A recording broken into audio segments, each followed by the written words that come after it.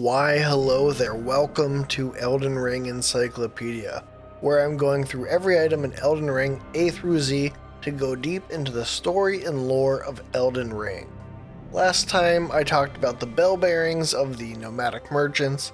Now we are switching gears dramatically and talking about the cut weapons, the Abundance and Decay Twinblade, and the Abundance Twinblade. Lots of cut weapons and twin talk today.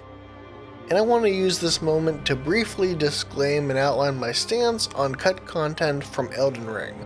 Cut content was not meant to be seen, and I'd like to be careful when considering cut content, as it might represent a change to the narrative and world of the game. But it might also be cut due to time or a change in the structure of the game, and the item description could still be applicable. So let's look at these two cut weapons to see if what they say is still relevant, and explore the development of the enigmatic character Miquella. Let's get into it. So first we have the Abundance and Decay Twinblade, and its description says twin blades symbolizing twins Miquella and Malenia. Miquella and his sister were born from an inseparable fate. The blades contain the runes of both Abundance and Decay. Miquella and Malenia are twins, children of Queen Marika and her consort Radagon.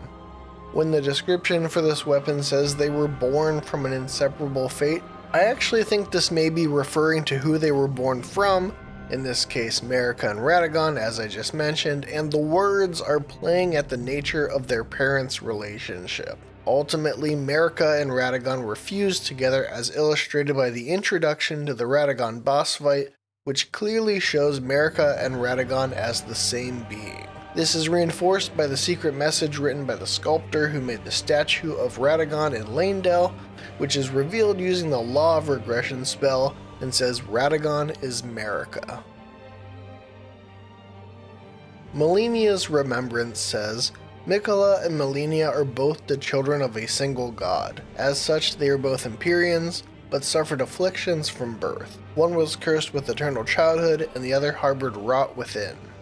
So Radagon and Marika as a single god conceived Miquella and Malenia, and it seems like the outer gods were not about this. As stated above, Malenia was cursed with rot. Miquella would eventually craft the unalloyed gold needle to ward away the meddling of outer gods, which was made to halt this. The Lake of Rot map fragment describes the area as containing the divine essence of a sealed away outer god, and the rot-infused scorpion stinger weapon found in the Lake of Rot is described as a ceremonial tool used by heretics, crafted from the relic of a sealed outer god. All of this is to say that something about the birth of Malenia and Miquella compelled the outer gods to curse them, and I think it may have been their converged parents. Malenia's remembrance said that being born as children of a single god, they are both Empyreans, aka someone in line to become a god. Marika and Ranni are the others we meet who were Empyreans, but they were not born of a single god, they were seemingly chosen. So perhaps this was seen as cheating by the outer gods, I'm not sure. Let me know in the comments why you think the birth of Malenia and Miquella brought curses of the outer gods upon them. So now we've talked about the Abundance and Decay Twinblade item description and the inseparable fate that Malenia and Miquella were born from, at least an interpretation that makes sense to me in the context of the full game. That being said, playing with cut content is risky, and I think there may be another interpretation that relates to the other cut weapon, but we will get into that later. Now let's talk about the associated skill for the Abundance and Decay Twinblade, which is Death Monarch, and its description says launch, summon Death Monarchs at enemies, siphoning HP from those hit and returning it to the caster. So what are these Summon Death Monarchs? There is no associated animation for the skill to get a visual, but I can think of something associated with Malenia and relates to the word Monarch. Malenia's butterflies are now referred to as Aeonian butterflies, but a Monarch is a type of butterfly and is something that could be summoned. Malenia does siphon HP by damaging players, and perhaps this was an earlier conceptualization of her mechanics, and an earlier name for the Aeonian butterfly that has a name that cheekily ties into the themes of ruling present in the game. This is just an informed guess on my part, but regardless of what Death Monarchs are, I don't think the name was destined to stay that way. Death in Elden Ring has very specific implications and associations with Godwyn and those who live in death, and there is nothing here or in the game that really associates death with Miquella and Malenia, beyond Miquella's roots in Golden Order fundamentalism, which we will talk about more in a moment, and is a belief that actively opposes those who live in death. So let's get right into it with our second cut weapon, the Abundance Twin Blade. Its description says, twin blade that contains the power of the Rune of Abundance. The holy power within the blade can call upon part of Miquella's own strength. The interesting tidbit with this weapon is that it again names Miquella's Great Rune as the Rune of Abundance, which is something we don't learn about in the full game, while being something that Miquella presumably still has. However, the word abundance ties into what appears to be an earlier version of Malenia's boss fight opening dialogue in an interesting way. It says, "Sweet tarnished, dearest companion, did you not heed my warning? Your greed knows no end. You would steal the last drop of warmth from his empty frame? After all you've taken, you still want more? Then you will have to kill me. I am Malenia, Sword of Miquella, and I have never known defeat." This last drop from Miquella's empty frame is remarked upon again, maybe as a mid-fight cutscene, and it appears to be Miquella talking. "My dear twin, accept this gift, a gift of abundance, my last drop of dew. Let all things flourish, whether graceful or malign." Miquella bestows upon Malenia his last drop of warmth, the last drop of dew from his halig tree perhaps, granting her his gift of abundance. This is obviously different from the final product where Miquella's halig tree is silent, with Miquella far away at the Mogwyn Palace. Could this weapon have come from a remembrance of Miquella?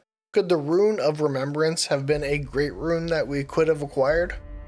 Miquella's story seems to have changed in some big ways, and as such the inseparable fate mentioned in the previous description could tie into a version of this story that no longer exists.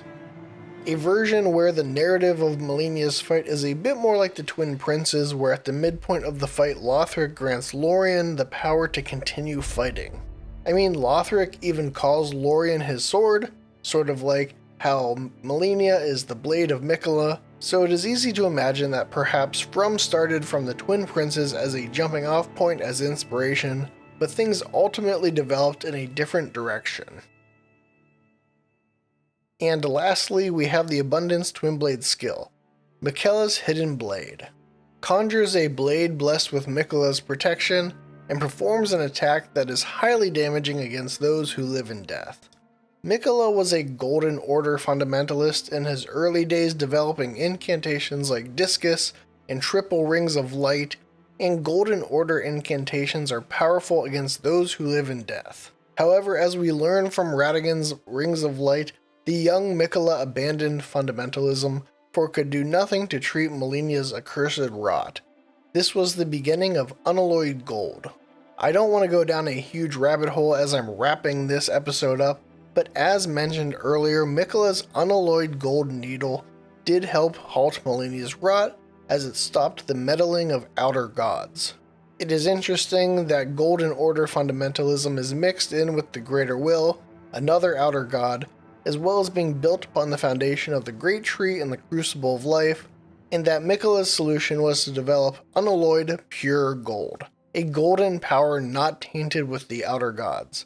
Again, I won't go down this rabbit hole in this episode, but it makes you wonder how destructive all of the alien forces meddling in the lands between are, and how there is a pure path devoid of their interference. It seems like a weapon, potentially from Miquella's remembrance, would wield a power that is less in line with Golden Order fundamentalism and more in line with unalloyed gold, and again feels like it is not suitable with the current narrative of the game, which might tell us that this weapon was cut during an earlier iteration of the story. And there you have it, Miquella's cut weapons and their lore.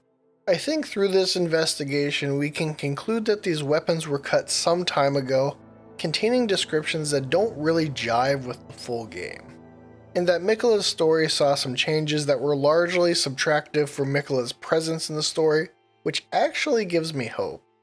I didn't even get into cut dialogue talking about Miquella and Saint Trina, but it is clear from cut items and how they were cut a while back that there were plans for Miquella that were scaled back, so maybe we will see this enigmatic Empyrean more in the future. Please like this video if you enjoyed it, and if you want more item descriptions and deep dives into Elden Ring, please subscribe to the Lore Hunter. Thanks for watching. And I'd like to give a shout out to everyone featured on screen now for supporting me on Patreon. Thanks for your support.